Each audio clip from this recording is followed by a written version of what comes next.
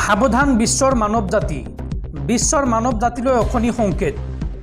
Corona ভাইৰাছতকৈ 7 গুণ ভয়ংকৰ মহামাৰী আহি আছে বিশ্বত আৰু এই মহামাৰীত 5 কোটিতকৈ অধিক লোকৰ মৃত্যু হ'ব।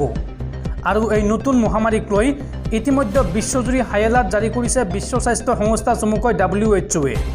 আৰু এই সন্দৰ্ভত সবিশেষ তথ্য আপোনালোকক জনাম এইটো ভিডিঅ'ত। খুবেই এটা গুৰুত্বপূৰ্ণ ভিডিঅ', আপোনালোকে ভিডিঅ'টো শেষলৈকে চাই থাকক। আৰু যদি তেওঁলোকে এইটো ভিডিঅ'ত লাইক কৰা নাই তেন্তে এতিয়াই ভিডিঅ'টোত এটা লাইক কৰি দিয়ক। আৰু এনেকুৱা ধৰণৰ ভিডিঅ'সমূহ নিতৌ চাবলৈ চেনেলটো ছাবস্ক্ৰাইব কৰি কাষত থকা বেল আইকনটো প্ৰেছ কৰি ৰাখক।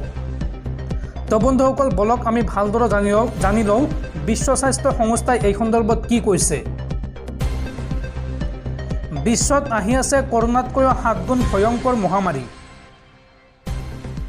আৰু এই মহামাৰীত 5 কোটিতকৈ অধিক লোকৰ মৃত্যু হোৱাৰ আশংকা প্ৰকাশ কৰা হৈছে। নতুন মহামাৰীক লৈ বিশ্ববাসীক সতৰ্কবাণী একাংশ গৱেষকৰ। বিশ্ব স্বাস্থ্য সংস্থাই এই মহামাৰীক ডিজিজ এক্স বুলি নামাকৰণ কৰিছে। ব্ৰিটেইনৰ ভেকচিন টাস্কফৰ্চৰ চিফ ডেমকিট বিংহামৰ মতে পৰৱৰ্তী মহামাৰীত মৃত্যু হ'ব বিশ্বৰ 50 নিযুত লোকৰ।